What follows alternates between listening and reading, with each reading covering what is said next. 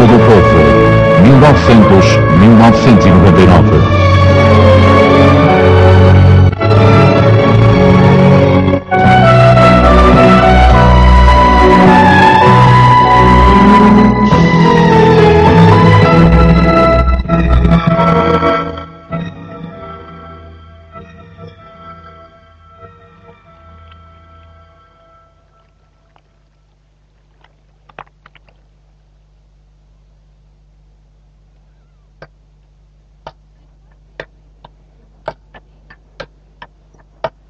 O século XIX aproxima-se do fim.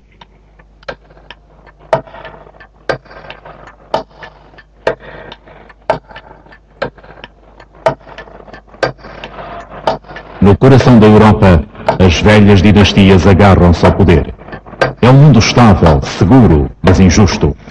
A maioria das pessoas comuns aceita ainda que o seu destino é trabalhar arduamente sem compartilhar da riqueza e servir sem fazer perguntas. Tudo isso está prestes a mudar.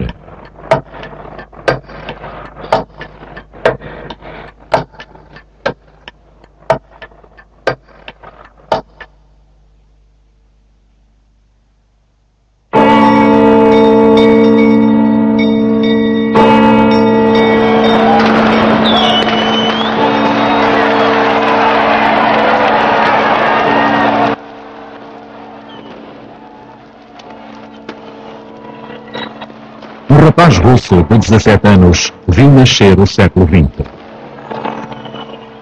Были фейерверки, были на улице выпивки, и шли на улице толпы народу, никто не был дома. Начинались объятия, поцелуи, знакомства, обещания и поздравления. Надежды были огромные. No novo século, algumas dessas esperanças foram frustradas, muitas outras realizaram-se. Milhões de pessoas foram apanhadas numa espiral de perigo e violência cruel. Mas o poder político mudou de mãos. Novas liberdades foram conquistadas e milhões de pessoas tiveram vidas mais longas, saudáveis e prósperas do que jamais haviam esperado. Esta série narra essas alterações turbulentas, contadas pelos próprios intervenientes. На моем веку свет, трамваи, машины, потом и дошли до космонавтики. Все мой век. Мой век очень интересный. Я очень довольна своим веком. 1900. A Era da Esperança. A SIC vai começar a apresentar desde hoje uma série televisiva chamada O Século do Povo. É composta de 26 episódios e passará todas as quintas-feiras, mais ou menos a esta hora. Trata-se de vos mostrar a aventura singularíssima deste nosso século, o século XX, que está prestes a findar. Um século cheio de contradições, de esperanças, de frustrações, de violências, de guerras, de revoluções, de contra-revoluções, mas também de espantosas e inimagináveis realizações. Um século que o historiador alemão Erich Hobsbawm chamou a Era dos Extremos. É uma série feita pela BBC de Londres, com o rigor, a qualidade, o profissionalismo a que a BBC nos habituou. Mas, quanto a mim, tem um pequeno senão, que é o enfoque cultural anglo-saxónico. Talvez por isso a SIC me convidou para vos acompanhar ao longo destes 26 episódios para melhor integrar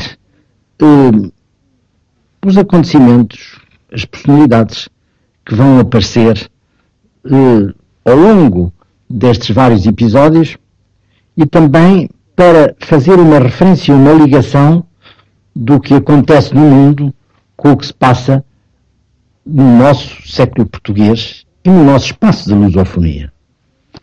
A ideia central de toda esta série é dar voz às pessoas humildes. Às pessoas humildes e anónimas. Nesse sentido, é uma série realmente democrática, porque é uma série do povo, em que o povo participa e a voz é dada realmente ao povo. Não quer dizer que os grandes homens não apareçam. Estadistas, cientistas, militares, revolucionários, políticos, agitadores, visionários. Figuras como Clemenceau, Wilson, Lenin, Trotsky, Gandhi, Hitler, Roosevelt, Churchill, de Gaulle, Mao Tse-tung, Nasser, Olaf Palme, Willy Brandt, Mandela, mas também personalidades de outro tipo. Cientistas como Freud, Thomas Mann, Picasso, pintor, músico Bela Bartók, Keynes, o economista, o escritor Roman Roland, Chaplin, o homem de cinema, genial, Borges, o Namun, tantos outros. Mas quem realmente insistentemente comenta cada um dos episódios são vozes de figuras humildes e anónimas, que viveram os acontecimentos, que estiveram presentes por esta ou aquela razão, às vezes por acaso, e que dão os seus testemunhos acerca de acontecimentos, alguns lancinantes, outros cómicos, e são testemunhos realmente impressionantes. Verão. Tudo começa com o nascer do século, com as badaladas do último dia do século XIX e o princípio deste século, a Era da Esperança.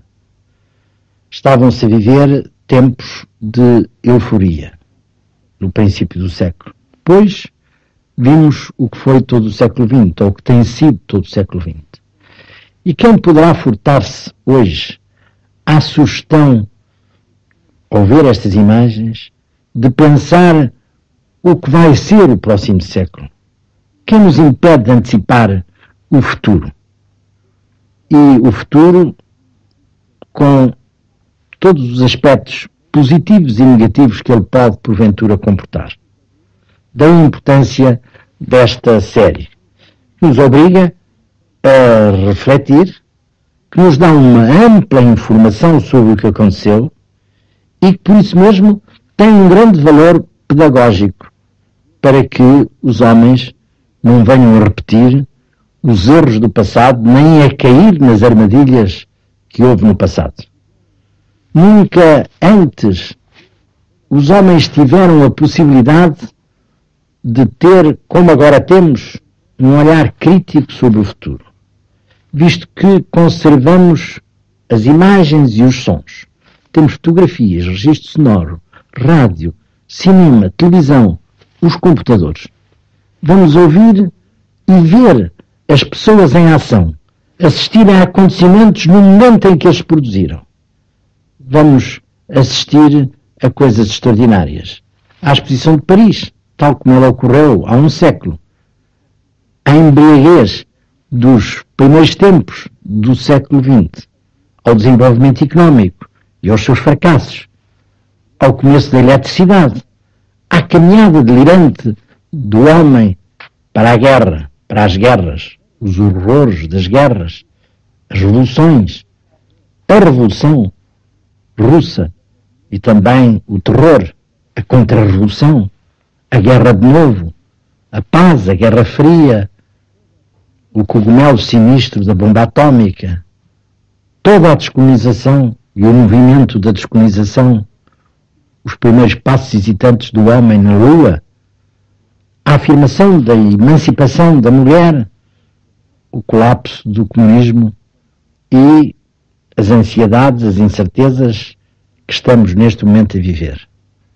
É um século de espantosas descobertas também, em que o homem chegou à Lua, sondou os fundos oceânicos, reduziu a dor física, descobriu novas galáxias penetrou na estrutura da matéria, num infinitamente pequeno, num infinitamente grande, aboliu as distâncias, e em que os homens hoje se projetam numa nova revolução, a revolução da informática que está a mudar completamente o mundo.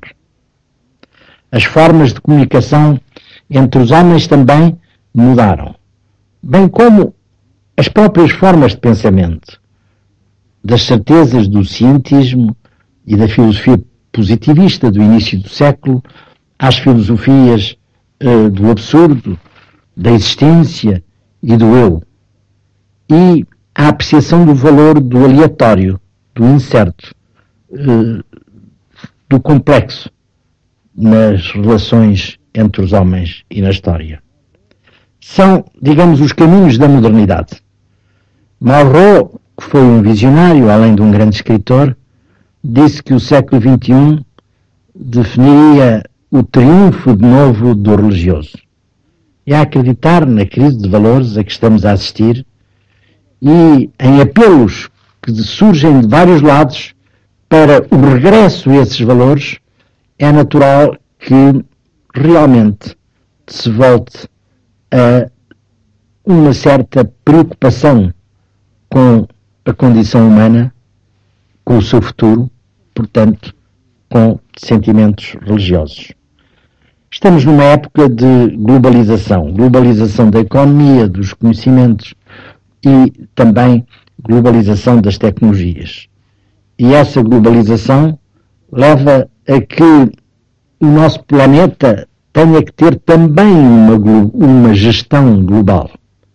São os problemas dos equilíbrios ecológicos, do crescimento demográfico que se torna explosivo, da pauperização do mundo, com a pobreza de tantos continentes que estão à deriva, como a África, o flagelo da droga, das mafias internacionais, do terrorismo, tudo isso a par de grandes realizações científicas que nos enchem de esperança e de orgulho, e também de movimentos humanitários, de impulsos de solidariedade em relação aos outros.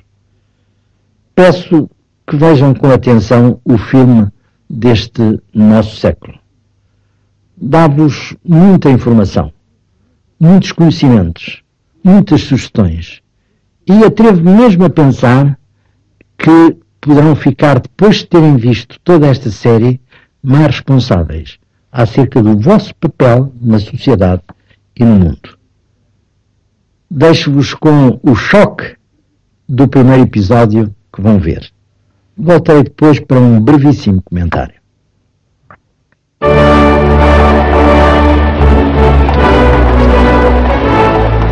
Em 1900, os habitantes das grandes cidades do Ocidente orgulhavam-se das suas realizações e estavam confiantes no futuro. Existia rivalidade entre as nações europeias, mas através de uma diplomacia cautelosa haviam conseguido evitar a guerra durante 30 anos. E em ambos os lados do Atlântico, a maioria pensava que esta paz e estabilidade ia continuar. I would say you had the feeling, well, this is the way it is, this is the way it will always be. Why would it be different? I never dreamed the world would change the way it did.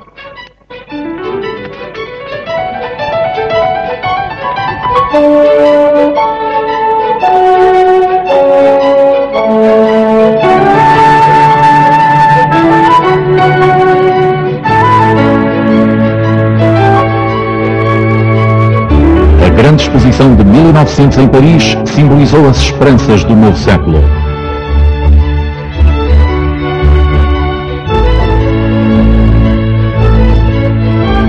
Atraiu mais de 50 milhões de visitantes.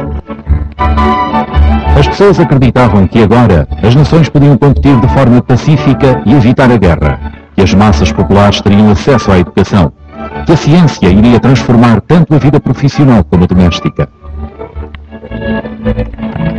Chegando em comboios a vapor e ônibus puxados por cavalos, os visitantes podiam circular pela exposição nos meios de transporte mais modernos.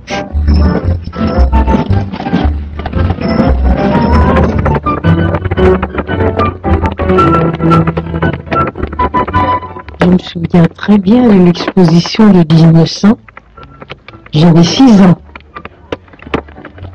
J'ai vu des gens avancer sans marcher. Alors ça m'intriguait, j'ai demandé à ma mère, et ma mère m'a dit, c'est un trottoir roulant, c'est le premier trottoir roulant qui existe. Alors ça m'intéressait beaucoup et ça m'est resté jusque maintenant. A engenhosa passadeira levava as pessoas até pavilhões enormes, onde os países competiam na exibição do seu poderio industrial. A Grã-Bretanha trouxera a engenharia pesada, que durante tanto tempo fizera dela a maior potência industrial do mundo. Os alemães exibiam as suas últimas ferramentas automáticas e os automóveis.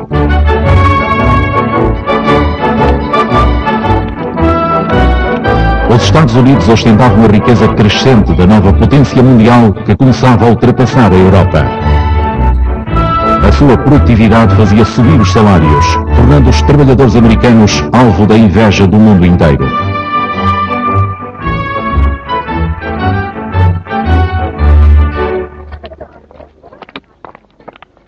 Um dos edifícios era um templo dedicado à energia que, segundo se esperava, viria a impulsionar o novo século. Atraía multidões enormes, entre as quais se encontrava Raymond Abescat. Chez moi, on était s'éclairer avec une lampe à pétrole ou avec des bougies. On n'avait pas d'électricité. Alors, il y avait cette exposition, dans ce bâtiment, il y avait tout ce qui concernait le développement de l'électricité. Le soir, c'était superbe de voir tout ce bâtiment qui était divisé. Tocava-se uma nova peça musical, a Valsa das Musas, em honra da eletricidade.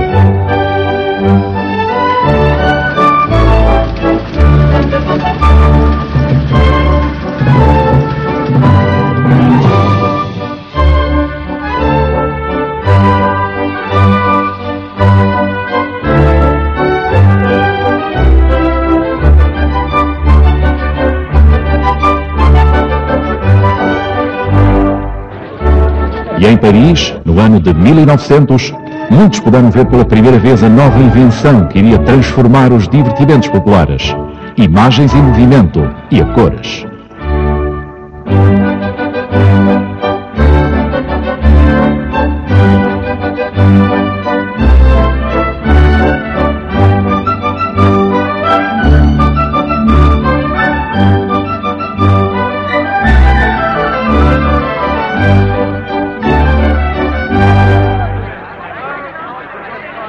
A exposição realizou-se numa época de prosperidade crescente para muitas pessoas, mas não para todas. La belle époque, c'était pour les riches. Hein, les gens qui pouvaient s'habiller, qui pouvaient bien manger, qui tout. Seulement l'ouvrier mangeait la tatou la couane. Hein? C'était pas la belle époque pour tout le monde.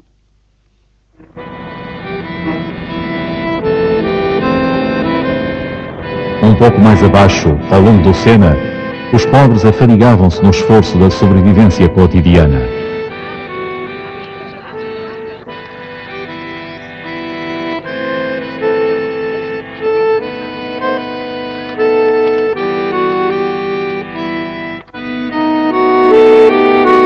A esperança média de vida era de 46 anos.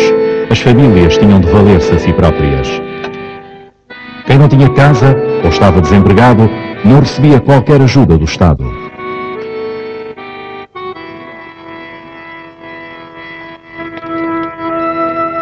O mundo era menos apinhado de gente.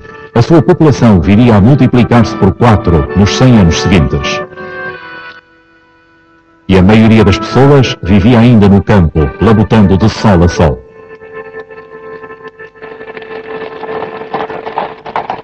Poucos chegavam a vislumbrar alguma vez os monarcas ou as distantes figuras políticas que governavam as suas vidas. Mas, muito raramente, isso acontecia. I saw Queen Victoria. She passed by in a landau. Just a little old lady in a black cape and a black bonnet. My cousin says, "Oh, that's the old Queen." And then I was there again when she died. I was about 5, I think. And I heard the church bell tolling. I was playing in the yard.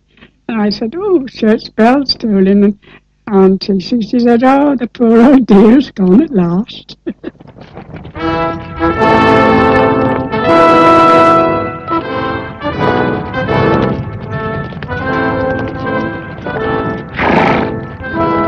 O solene funeral de Estado da Rainha Vitória, em 1901, recordou tudo o que não tinha mudado politicamente, mesmo numa época de progresso material.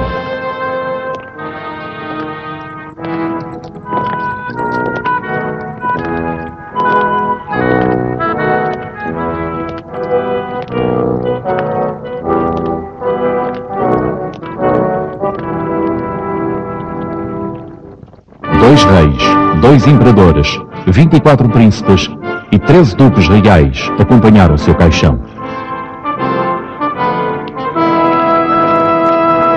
Esta era a velha ordem.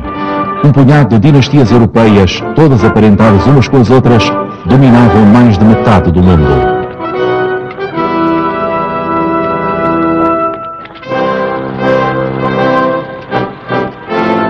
O Império Britânico era o maior de todos.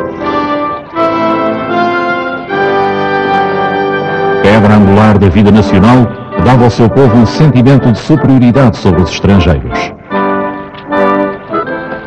We were sorry for them in a way. And of course if we saw a coloured man, hey, watch out, he's a darkie. Yes. We were very, very, very into them. Very into them. We felt a kind of pride in that empire. The empire which the sun never sets. A possessão de que mais se orgulhava era a Índia.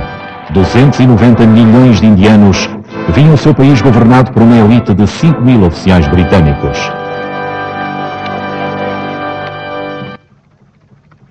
A África também estava sob o domínio europeu. As potências imperiais competiam na exploração das suas riquezas minerais.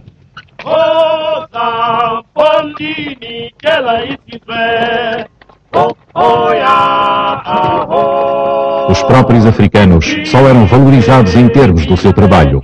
Não possuíam quaisquer direitos verdadeiros. Na África do Sul, os holandeses e os britânicos expulsaram os africanos do seu território tradicional.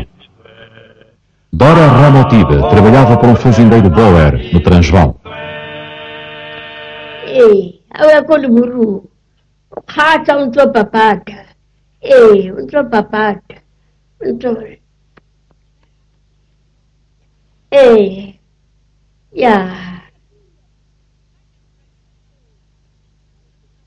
Como guru não sabia, mano.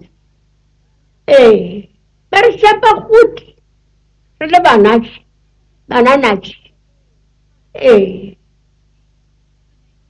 Tá com foto lá para o voo ela. É para correr que tá agora, mano. Ele bulevou o tucuran.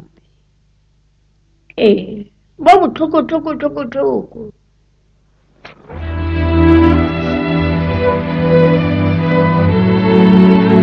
As possibilidades dos jovens terem uma vida melhor dependiam de quem eram e do sítio onde viviam. As crianças ocidentais cresciam mais saudáveis graças ao progresso da higiene. Eram mais bem instruídas do que qualquer geração anterior, pois os governos instauraram instrução gratuita e obrigatória. Quantas mais pessoas sabiam ler, mais coisas sabiam a respeito do mundo. A educação de massas tornou-se o maior e mais destacado fator de mudança das expectativas da vida das pessoas. Lançavam-se novos tipos de jornais, destinados a este público mais educado, e vendiam-se aos milhões. Foram eles que trouxeram a política para o meio das massas populares. O maior exemplo de uma democracia em funcionamento eram os Estados Unidos, onde todos os homens com mais de 21 anos tinham direito de voto. Agora, nas eleições, os políticos apelavam diretamente para o povo. Principles for which we stand of the principles of fair play and a square deal for every man and every woman in the United States. O povo americano elegia e destituía regularmente os seus dirigentes através do voto. Politics was really hot. You really were a Democrat or a Republican. And people did business with that in their mind. Politics was really very important. Mas as mulheres continuavam a não poder votar nas eleições nacionais. E não eram as únicas que ficavam de fora. Os americanos negros do sexo masculino tinham direito de voto, na teoria, mas muitos dos que viviam no Sul não se atreviam a exercê-lo. John Morton Finney cresceu no Missouri. Negroes in many places could not go to the polls to vote, although the law said they got the right to do so. They couldn't go to the polls. Why? Be lynched. Man may get killed, Negro man, trying to vote. Na Europa, as esperanças dos trabalhadores estavam depositadas nos novos partidos políticos que faziam campanha pedindo-lhes o seu voto. O Partido Trabalhista Britânico foi fundado em 1900. Na Alemanha, haviam sido eleitos 50 deputados socialistas para o Parlamento. Mas havia um país onde o povo não tinha voz ativa sobre o modo como a sua vida era governada e o descontentamento era mais agudo.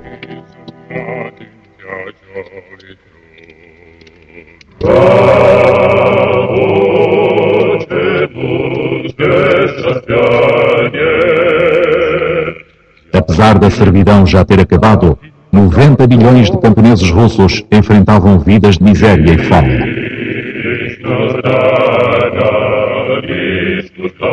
Sergei Butsko nasceu numa aldeia da Bielorrússia. Бедность была для половины населения просто, конечно, ужасающей. Помещик нашего ближайшего района, Межречья, жил в Варшаве, кутил, как рассказывали, время от времени приезжал, только собирал деньги у управляющего и вновь уезжал в Варшаву. Os partidos políticos eram ilegais. Não existia parlamento. O poder absoluto estava nas mãos de uma família, os Romanov. Fiquem sabendo todos, declarou o czar Nicolau, que salvaguardarei inabalavelmente os princípios da autocracia.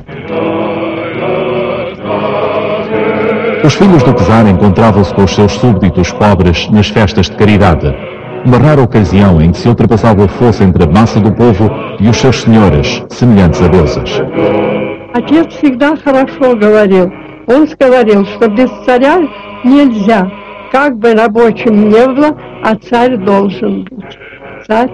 Почему-то нас против царя никогда не говорили. Там, что они на фабрике говорили, я не знаю.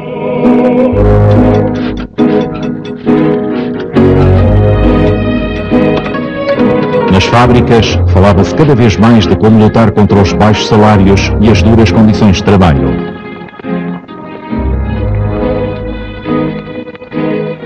Max Kleinman viu o descontentamento crescer à sua volta. Народ был недовольный, и на митингах, когда ходили, так сказать, кричали «Долой самодержавие!».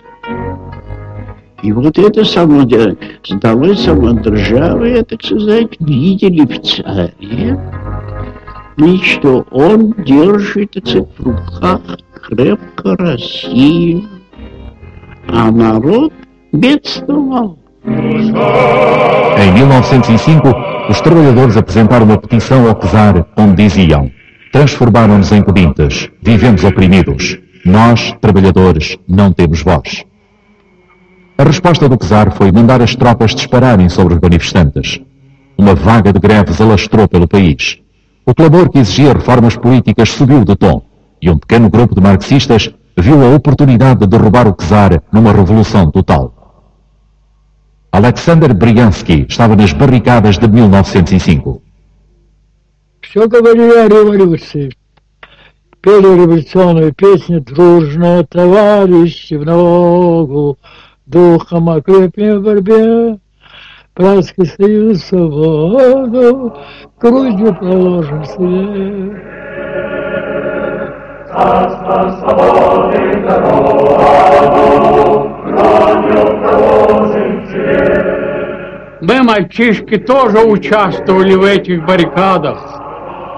Я сам прекрасно помню, как мы переворачивали конку, которая ходила через Острожную площадь, переворачивали конку.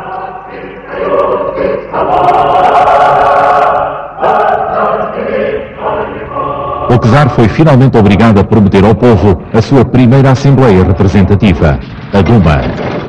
Mas poucos se satisfizeram com isso.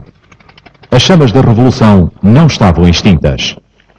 Apenas 12 anos mais tarde, voltaram a reacender-se, transformando a Rússia no primeiro Estado dos trabalhadores e mudando o curso da história.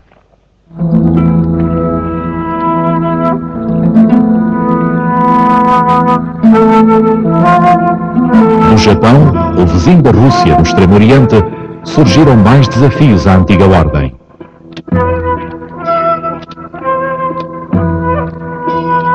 Apenas uma geração antes, o Japão estivera fechado ao mundo exterior e encerrado no feudalismo.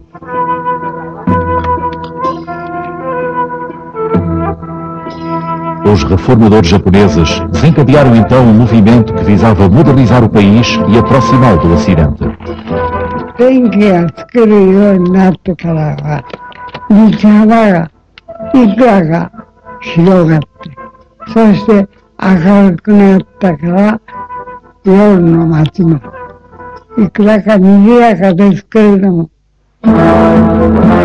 Em 1904, os japoneses sentiram-se suficientemente fortes para travarem uma guerra com a Rússia pelo domínio do Extremo Oriente. Utilizaram a sua marinha recém-criada para afundar a armada russa. O triunfo do Japão desafiou a ideia de superioridade sobre as outras raças que os brancos tinham como certa. Moei Tamura recorda os festejos.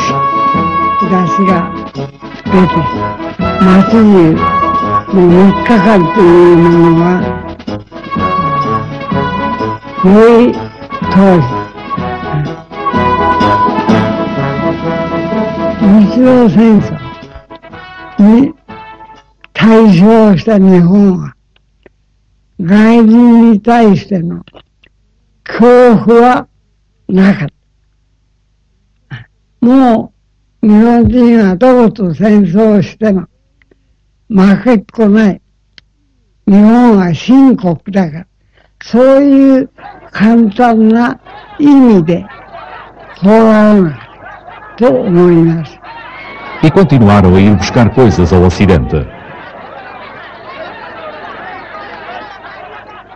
Moei Tamura arranjou emprego como vendedor de roupas ao estilo europeu.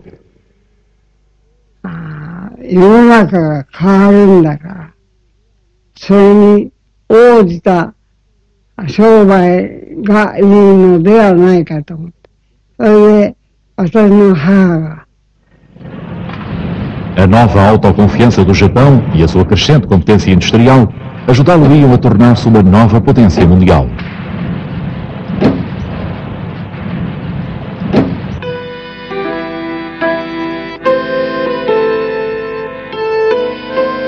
Para muitos europeus apinhados em bairros da Lata, a promessa de uma era moderna tardou a chegar.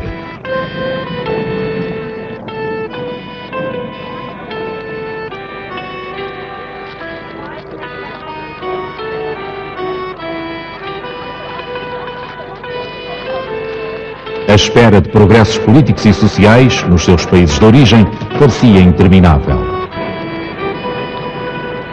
Os mais desesperados eram os membros das minorias perseguidas. Na Rússia e na Europa Oriental, os judeus foram atacados numa série de pogroms.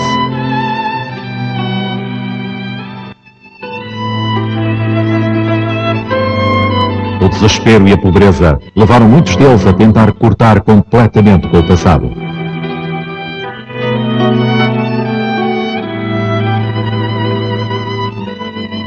Milhões de pessoas partiram em busca de uma vida melhor numa terra que, segundo lhes haviam dito, oferecia tolerância e prosperidade, a América. Algumas famílias só podiam pagar passagens para os filhos, os pais tinham de ficar. Em 1910, Nellie Gillison embarcou para Nova Iorque, deixando os pais para trás. I'll never forget the goodbye of my mother. She was squeezing me and I was squeezing her. People wanted to pull me off of my mother, and my mother didn't let me go. And the same thing was and for years, when I thought about it, I was crying. But I never saw my mother or father again.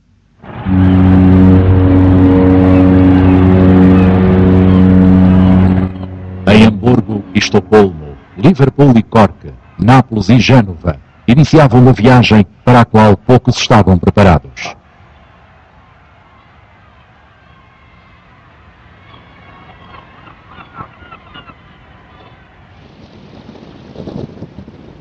The voyage was very rough, very rough. There wasn't a day that people didn't pray to arrive in America. We were in steerage. We were in steerage, like I would say a flight down in the boat. And we had bunks, double bunks. My mother and my little brother slept down, and we as two children slept on the upper bunks. It was crowded. A lot of people were very sick, especially the elderly people were sick.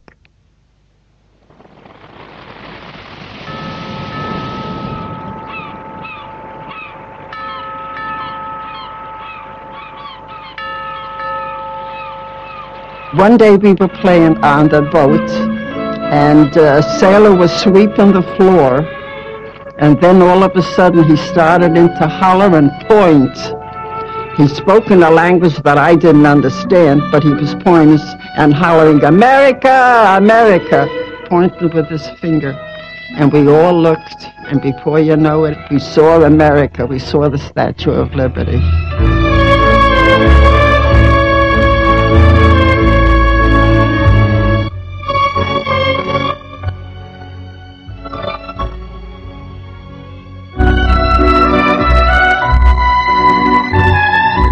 We were all yelling and singing.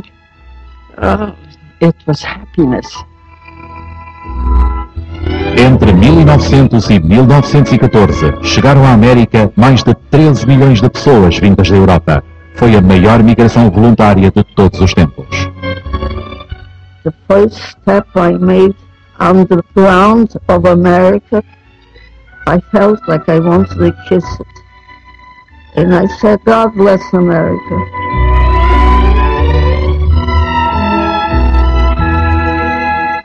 Nellie Gillison juntou-se à multidão de imigrantes que se apinhavam na Lower East Side de Nova Iorque.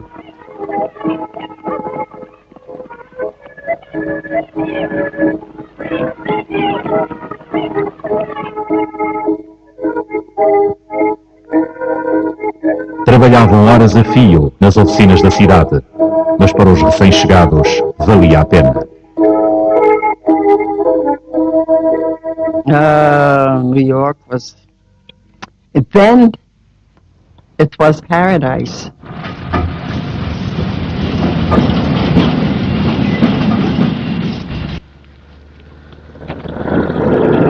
Os Estados Unidos, com a sua tecnologia moderna e o seu capitalismo impetuoso, já haviam percorrido grande parte do caminho que os levaria ao domínio do século. A riqueza ia-se difundindo pelas pessoas, que eram mais instruídas e livres de se deslocarem do que jamais haviam sido no passado. Profissões de novo tipo eram desempenhadas por uma classe média crescente. Eram os trabalhadores mais bem pagos do mundo e a publicidade convencia-os daquilo que deviam comprar.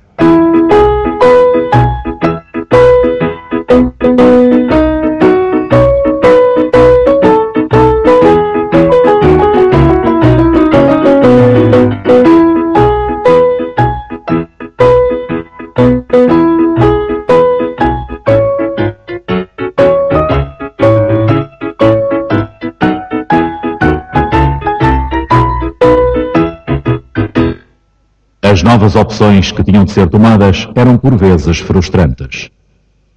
In 1900, my father was building a house, and one problem was gas and electricity were just coming in to be used generally.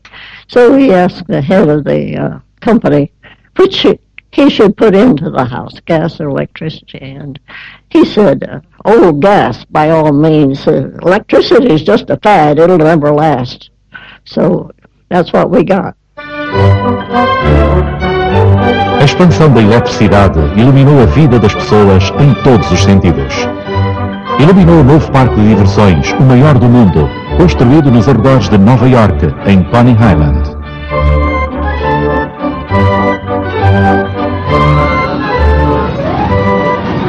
Os arrepios e emoções fortes eram apenas uma das formas cada vez mais numerosas de passar os tempos livres. O cinema era o espetáculo de massas que crescia mais depressa em todo o mundo. Os primeiros filmes eram muitas vezes exibidos em barracas de feira. A A.B. Sears foi levada a ver um deles no ano de 1903. No, I was thrilled to bits. Oh, I said, look at that.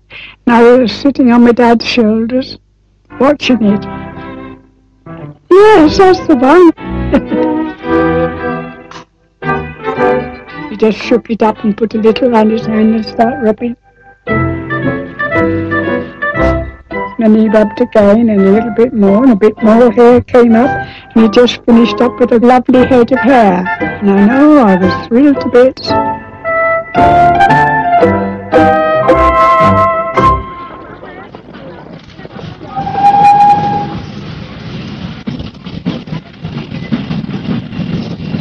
As férias de verão na praia tornaram-se num novo ritual para muitos europeus. Enfin, j'ai le souvenir de ce train-là parce que j'avais quand même en 1905, j'avais 9 ans. Donc je me souviens, oh, c'est tout à fait ça. Les femmes avec leurs chapeaux, on était toujours coiffés. Alors ça descendait sur les quais, ça bavardait, etc. Et c'était prêt à rejoindre toujours rapidement, de rejoindre rapidement la plage. Voilà. Et l'essentiel, c'était d'aller à la mer.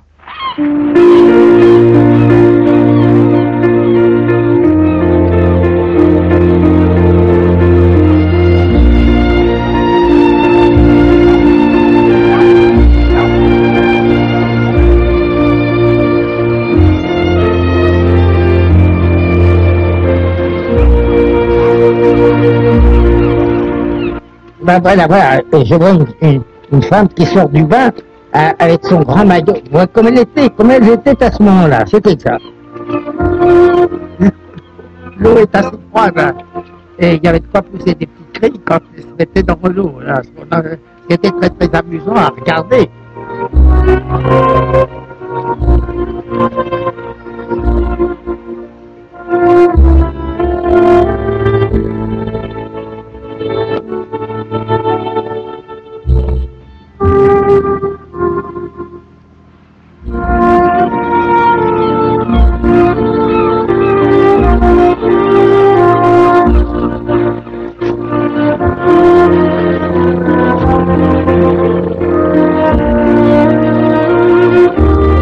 E, entretanto, a tecnologia continuava a conquistar a imaginação do público.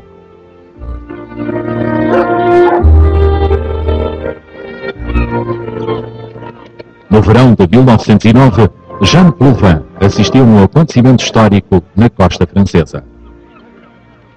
C'était un événement. Quand nous avons su que Blériot allait partir, tous les enfants du quartier, tout le monde, les grands, les petits, tout le monde s'est rassemblé dans une plaine. On avait coupé les blés, et alors on était là dans les champs blés, mais derrière les cuves à pétrole. Parce qu'on n'avait pas eu le droit d'approcher. Hein. Ah non. Écoutez, ça aurait été trop dangereux. O primeiro voo com motor tivera lugar 6 anos antes, mas nunca ninguém atravessara o Canal da Mancha de avião. vários pilotos haviam-se despenhado no mar antes de Louis Blériot partir de Calais. C'est un ingénieur, hein. C'est un monsieur très audacieux, parce qu'il savait qu'il risquait la mort, hein.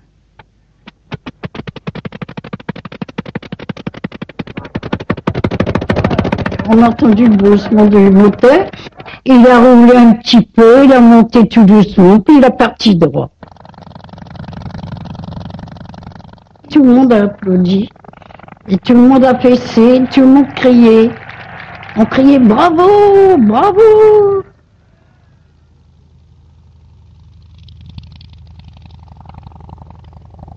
A viagem de Blériot começou tranquilamente. Mas depois o vento fê-lo sair da sua rota. Durante 10 minutos de ansiedade perdeu a terra de vista, antes de avistar finalmente a costa da Inglaterra. Havia gente a acenar-lhe nos rochedos de Dover, ajudando-a a aterrar. A notícia do triunfo de Blériot em breve chegou a Calais, onde Jeanne Plouvin aguardava no meio da multidão. Blériot a réussi la traversée, Blériot a réussi la traversée.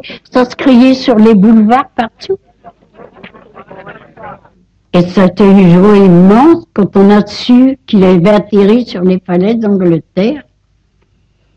Tout le monde a applaudi, tout le monde était heureux. C'était une victoire française, hein.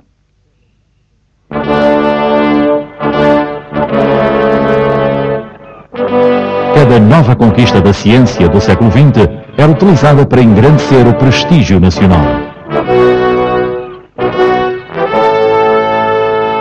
A Grã-Bretanha acreditava ter aturdido o mundo inteiro com o maior navio de passageiros jamais construído, o Titanic, tão sofisticado que se dizia ser impossível afundá-lo. Boa parte da fé popular nos peritos e engenheiros ficou abalada em 1912, a quando da viagem inaugural do Titanic com destino a Nova Iorque. Ao largo da Terra Nova, o navio chocou com um iceberg e começou a afundar-se. Entre os passageiros encontravam-se Benjamin e Esther Hart, acompanhados da sua filha Eva. My father had put my mother and I into a lifeboat and said to me, "Now be a good girl, hold Mummy's hand," and I thought he was following me. Any child being lifted up and put into a boat like that, you'd think your father was following, but of course he didn't. O barco salva-vidas afastou-se e Eva Hart ficou a ver o Titanic a afundar-se. You could hear people screaming. It's a dreadful sound. I remember saying to my mother one time, soon afterwards, about the screams and the shrieks of these people, and I always remember, she said, "Yes, but do you remember the silence that followed it?" And I do. And silence is a great thing to me, because I can remember when there was the whole world and this starlit night and these shrieking, drowning people. I think the worst thing of the lot that was. And then this silence, which you couldn't describe.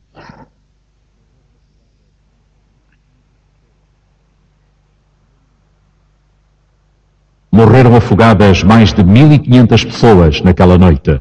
A maioria eram homens. Foi um daqueles casos de mulheres e crianças primeiro.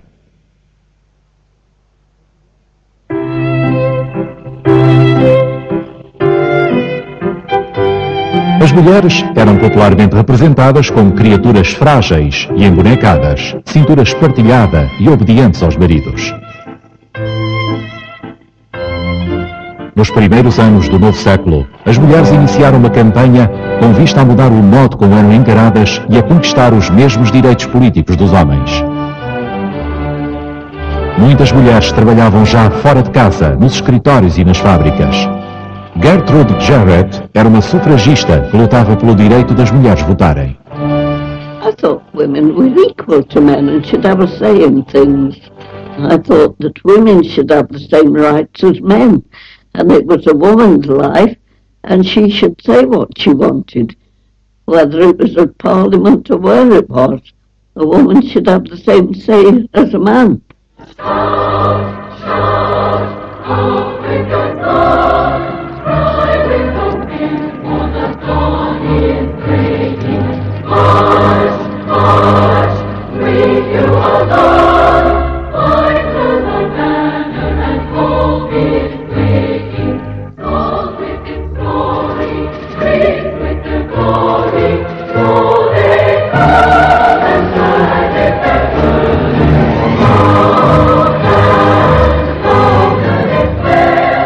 Several of us that were in the votes for women, we used to get in Hamley Market Square and spout a bit.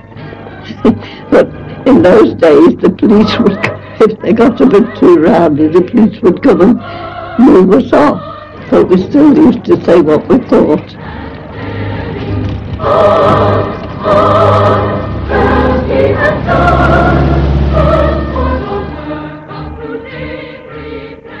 Prisões, seguidas de greves da fome nas cadeias, tornaram a luta cada vez mais encarniçada e perigosa. Uma sufragista sozinha realizaria o protesto mais radical de todos perante as multidões que assistiam ao derby de 1913. Emily Davison passou por baixo da vedação e pôs-se em frente do cavalo do rei, tendo sido morta.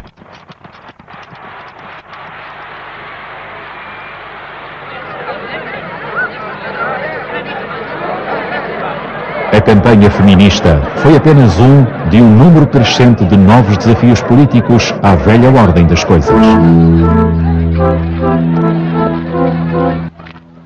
O próprio Império começara a ser palco de protestos. Na Índia, o movimento do Congresso começou a falar na possibilidade da independência. Na África do Sul, o descontentamento latente levou à criação, em 1912, da primeira organização política de africanos negros. Dora Ramotibe participou nela desde o início.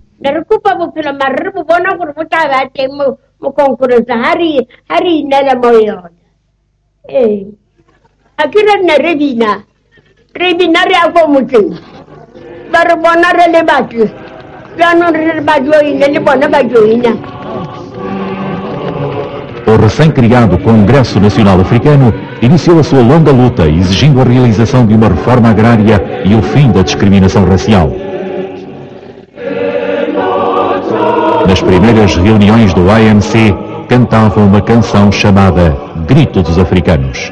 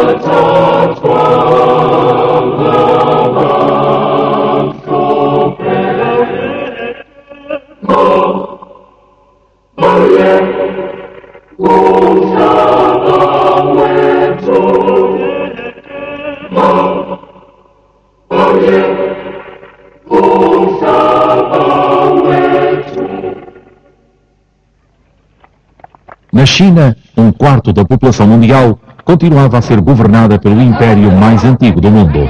A autocrática dinastia Manchu reprimia implacavelmente o mínimo sinal de oposição.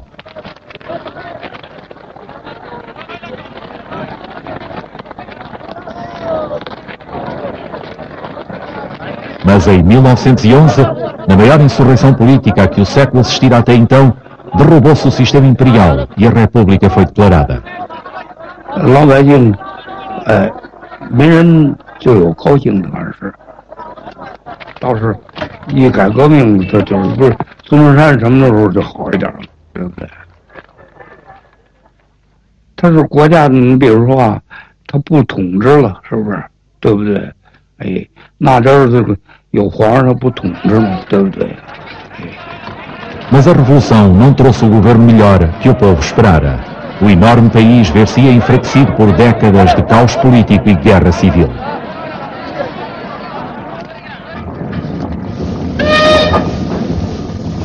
No Ocidente, o desafio mais estridente veio dos operários.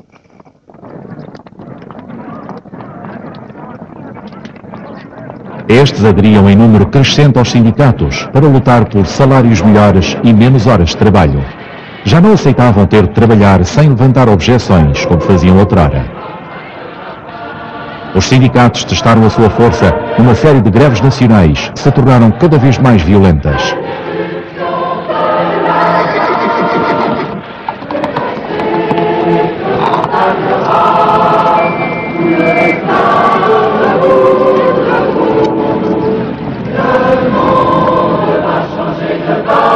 Na França, a lei marcial foi instaurada após os operários dos caminhos de ferro franceses terem mostrado que tinham força suficiente para paralisar o país inteiro.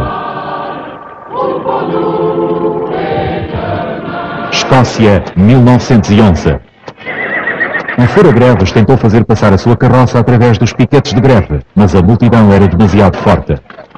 Em consequência da greve, as operárias com Minnie Way foram despedidas. That cattle strike went on for 6 weeks. Yes, 6 weeks exact. And they go down the streets singing, what was it now? We are out for higher wages, as we have a right to do, but we'll never be content till we get the 10%, for we have a right to live as well as you. A pouco e pouco, as pessoas começaram a conquistar esses direitos. Os governos acederam a reduzir o horário de trabalho e concederam as primeiras pensões de reforma. E gradualmente, por toda a Europa, outras mudanças foram tendo lugar. As novas escolas estatais e a imprensa de massas estimularam o sentimento de identidade nacional das populações.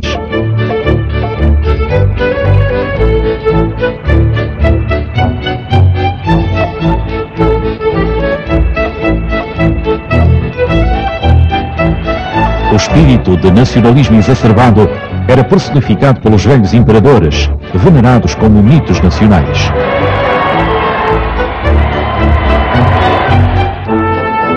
Os valores da velha ordem, o orgulho, o poder, o território, reafirmaram-se. E as velhas rivalidades entre as nações reavivaram-se. Os governos incentivaram os povos a verem os vizinhos como inimigos. Les Allemands étaient nos ennemis. On sentait le danger de guerre avec l'Allemagne, que l'Allemagne elle-même entretenait une armée puissante et qu'elle se préparait à faire la guerre. Et à faire la guerre d'abord contre nous, contre la France.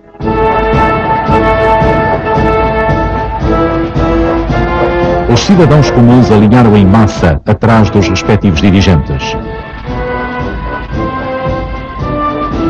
A energia e a ciência da nova era viravam-se para uma corrida aos armamentos. Escassos 5 anos após o voo pioneiro de Blériot, já a sua empresa fabricava aviões para as Forças Armadas francesas.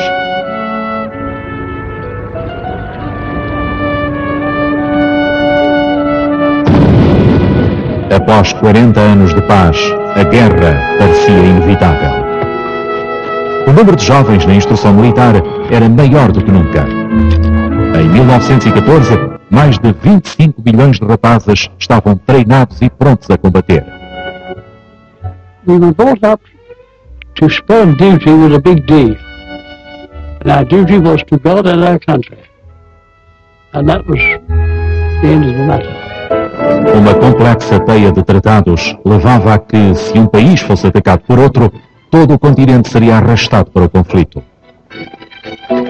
Julho de 1914. O funeral do herdeiro do trono austríaco, morto a tiro por um nacionalista sérvio em Sarajevo. A Áustria declarou guerra à Sérvia. os povos da Europa sustiveram a respiração.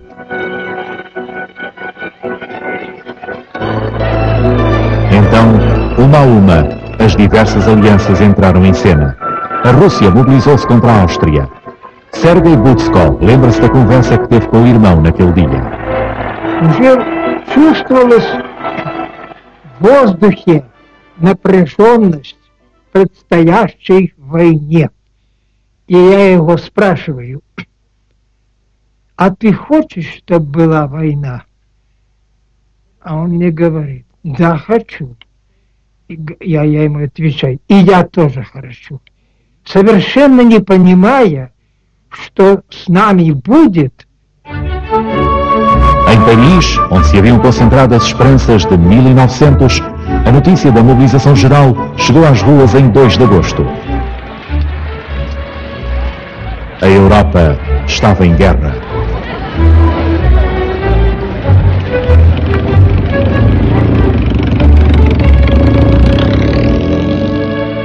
O século começara com as esperanças de que o progresso material e as liberdades políticas mudassem a vida das pessoas. Na realidade, foram 4 anos de guerra que despoletaram as maiores mudanças. Mudanças que ultrapassaram os sonhos e pesadelos mais fantásticos das pessoas do novo século.